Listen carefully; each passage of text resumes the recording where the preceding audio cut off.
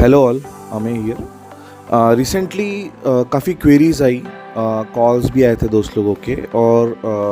बहुत बार con calls में भी डिस्कस होता है कि यार मार्केट पीक पे गया है और मेरा स्टॉक भी पीक पे गया है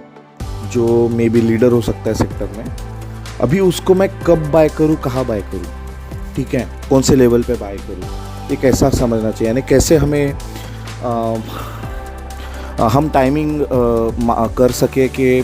ये स्टॉक हम गुड लेवल पे बाय करें। तो यार मैं बोलना तो यही चाहूँगा कि कोई भी बंदा टाइम नहीं कर सकता है स्टॉक को, वो चाहे कितना भी नॉलेजेबल हो। ओके, अभी लोग वैल्यूएशन निकालते हैं and they try to time the stock, but एक बेसिक फंडा मैं हमेशा यूज़ करता हूँ या मैं प्रमोट करता हूँ कि देखो यार, ग्रोथ के stock, just for an example, हमारे सामने जो कुछ भी लाइक लीडर्स है, ओके, जैसे डीमार्ट है, देन अभी रिसेंटली मैंने पीआई इंडस्ट्रीज़ भी शेयर किया था, देन बजाज फाइनेंस है, एचडीएफसी है, एचयूएल है, या कोई भी ऐसे ग्रोथ के स्टॉक है जो कंसिस्टेंटली बढ़ रहे हैं, कंसिस्टेंटली उनका रेवेन्यू ग्रोथ हो रहा है काफ़ी सालों से, और ये सिक्लिकल नहीं, सिक्लिकल आई मीन टू से जैसे स्टील मेटल के स्टॉक सिक्लिकल होते हैं एंड पावर स्टॉक सिक्लिकल होते हैं, रियल इस्टेट इंफ्रास्ट्रक्चर के स्टॉक सिक्लिकल होता है, ठीक है। सिक्लिकल यानी क्या कि यार उनका फेज़ होता है, 2-4 साल चलते हैं, 2-4 साल अच्छा रेवेन्यू दिखाते हैं और 2-4 साल रेवेन्यू ग्रोथ नहीं होता है या फिर लो हो जाता है due to some reasons in our economy, ठीक है। तो ये सिक्लिकल स्टॉक्स जो है वो हम लाइक कोई भी लेवल पे बाय नहीं कर सकते, तो उनको बॉटम में ही बाय करना पड़ेगा हमें, राइट, टेंटेटिव बॉटम जो कुछ भी आता है, बट ग्रोथ स्टॉक को हम कभी भी बाय कर सकते हैं, ठीक है। सो मान लो आपके नज़र में कोई ग्रोथ स्टॉक है, तो यहाँ पे कोई मैंने जो कोई भी एग्जांपल दिए हैं, those are just an example, ठीक है, and for study purpose only. तो उसमें से कुछ स्टॉक में होल्ड भी कर रहा होगा या फिर कुछ स्टॉक में होल्ड नहीं करता हूँ। अगर होल्ड भी कर रहा हूँ तो गारंटी नहीं है कि मैं वो स्टॉक आगे भी होल्ड करूँगा, तो मैं बेच सकता हूँ अपॉर्चुनिटी के लिए। So those are just an example, ठीक है। तो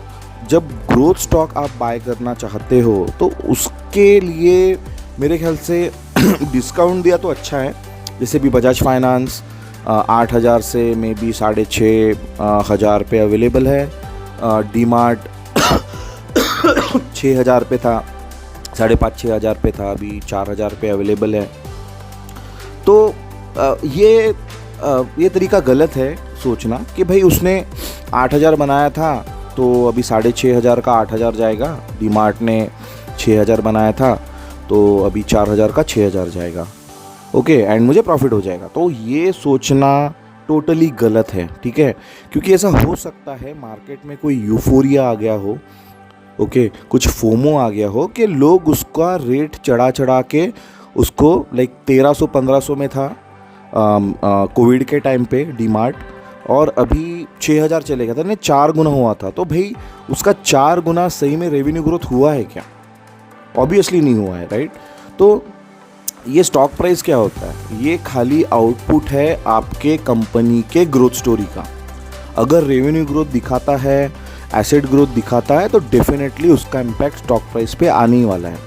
और जिसकी विजिबिलिटी ज़्यादा है, जो स्टॉक्स की ग्रोथ की विजिबिलिटी ज़्यादा है, क्लियर है,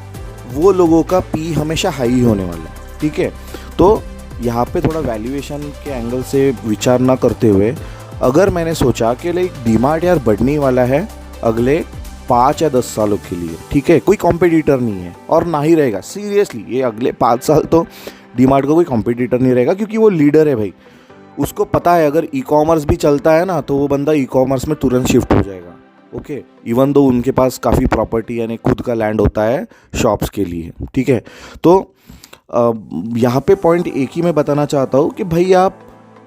टाइम करने के पीछे मत रहिए। ओके यार, आपने 1,300 पे 1,500 पे देखा था डीमार्ट को, ठीक है, बट कंपनी का रेवेन्यू ग्रोथ तो हो रहा है ना, तो मैं बोलूँगा कि ऐसे स्टॉक्स को आप 1 से 2 साल मंथली या क्वार्टरली या डीप यानी अगर वो गिरता है तो उसको सिप करिए रेगुलरली, ठीक है। अभी डीप यानी कितने डीप पे सिप करना है, तो मेरा जो रूल है वो डिफ़र करता है, और ये आजकल वॉल्यूम्स काफ़ी बढ़ गए हैं, तो स्टॉक को 5 या 10 एक दिन में गिरने के लिए ना कुछ नहीं लगता। तो मोस्टली ऐसे बड़े लीडर्स को मैं 5 या 10% जब गिरता है तो मैं थोड़ा बहुत ले लेता हूँ। अगर वो 1-2 महीने गिरता ही नहीं है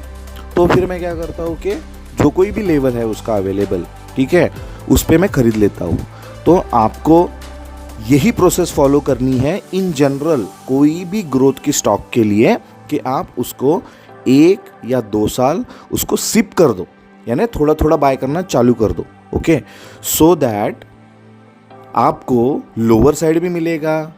हो सकता है स्टॉक ऊपर भी जाए, हायर साइड भी मिला तो भी कोई दिक्कत नहीं है, बट 2 साल में आपका जो वैल्यू है, वो आपका जो एवरेज बाइंग प्राइस है वो काफ़ी अच्छा रहने वाला है, ठीक है। एंड आफ्टर 2 साल अगर आप देखोगे कि उसने क्या लो बनाया था लास्ट 2 साल में, उससे आपका कहीं ऊपर प्राइस रहने वाला है, ठीक है। सो ये एक सिंपल स्ट्रैटेजी है जो मैं हमेशा यूज़ करता हूँ ग्रोथ स्टॉक के लिए, ठीक है। उसके पहले आपको ये जानना ज़रूरी है बाइंग करने के पहले कि ये बिज़नेस क्या है, कैसे चलता है, बिकॉज ब्लाइंडली तो हम नहीं इन्वेस्ट कर पाएंगे ऐसे स्टॉक्स में, क्योंकि हो सकता है ऐसे काफ़ी एग्जांपल है कि कोई स्टॉक एक बार पीक मारा तो 3-4 साल चलता ही नहीं है वो स्टॉक। न चलने का रीज़न एक ही होता है कि भाई उसके वैल्यूएशंस काफ़ी हाई चले गए हैं, इवन दो आपको उसका रेवेन्यू ग्रोथ दिखता है, बट उसका वैल्यूएशन इतना हाई है कि इन्वेस्टर्स उसमें बाद में थोड़ा कम इंटरेस्ट दिखाते हैं, जो वैल्यूएशन बढ़ जाता है, ठीक है। सो मे बी आप सोचो, आप बैक टेस्ट करो, back test I mean to से आप जाके प्रीवियसली ऐसे ग्रोथ स्टॉक के बिजनेसेस का टाइम फ्रेम देखो, कोई भी टाइम फ्रेम ले लो, 1 या 2 साल का टाइम फ्रेम ले लो, जैसे 18 को आपको देखना है तो 16 से 18 का टाइम फ्रेम ले लो, ग्राफ है ना स्क्रीनर पे आपको ग्राफ दिख जाएगी। तो कोई भी ग्रोथ स्टॉक का आप 2 साल का टाइम फ्रेम ले लो और देखो कि उसने 2 साल में क्या परफॉर्म किया है, ठीक है, उसके रेवेन्यू ग्रोथ क्या है, उसके ओवरऑल वो कंपनी कैसी ग्रो हुई है, आपको एक अंदाज़ा आ जाएगा कि लाइक ऐसे रेगुलरली सिप करने से instead of waiting for the best buying price what are the returns you will be getting, ठीक है। सो ये एक सिंपल फंडा है, उसको ये फंडा को भी स्टडी करो, मैं तो बोलूँगा कि सही में ऐसा होता है क्या कोई कुछ ऐसा भी है क्या कि मैं 2 साल नहीं, मैं 1.5 साल ही सिप करूँगा, ठीक है। और एक आपको ध्यान में रखना है कि अगर ठीक है आपने 1-2 साल सिप किया, बट मान लो कि तीसरे साल या चौथे साल कोई क्राइसिस आ गई, कोई जीएसटी या डिमोनेटाइजेशन जैसे इवेंट्स आ गए, ओके, तो ऐसा हो सकता है कि ऐसे स्टॉक्स अच्छे खासे करेक्ट हो जाए। मान लो आपके जो करंट जो कुछ भी 2 साल की बाइंग प्राइस थी उसके भी नीचे आ जाए, ऐसा हो सकता है। तो आप ऐसे सिचुएशंस के लिए भी प्रिपेयर्ड रहना चाहिए, ओके, सो दैट आपको क्राइसिस के टाइम पे भी बेस्ट बाय मिल जाए ऐसे स्टॉक्स के लिए, ठीक है। एंड मुझे ऐसा लगता है कि ऐसे क्राइसिस के लिए आप 20 to 30% बफर पैसा साइड में निकाल के रखिए, ओके। और ये इवेंट्स कभी भी आ सकते हैं, सो मे बी अगर आपकी सैलरी है तो डेफिनेटली आप फ्यूचर में भी सेव कर पाओगे, अभी इकट्ठा करने की ज़रूरत नहीं है वो पैसा, यानी आई मीन टू से कि साइड में निकालने की ज़रूरत नहीं है। मे बी आप जब आपका पूरा सिप हो जाए 2 साल का या 1.5 साल का या 1 साल का, उसके बाद थोड़े से पैसे साइड में निकाल दीजिए ऐसे स्टॉक्स में बाय करने के लिए, ठीक है। So that's it guys. So I hope काफ़ी लोगों को थोड़ा सा आइडिया आ गया होगा कि ये सिंपल स्ट्रैटेजी है ग्रोथ स्टॉक्स के लिए। एंड या and best wishes, thank you. कोई क्वेरी हो तो please reach me out, bye.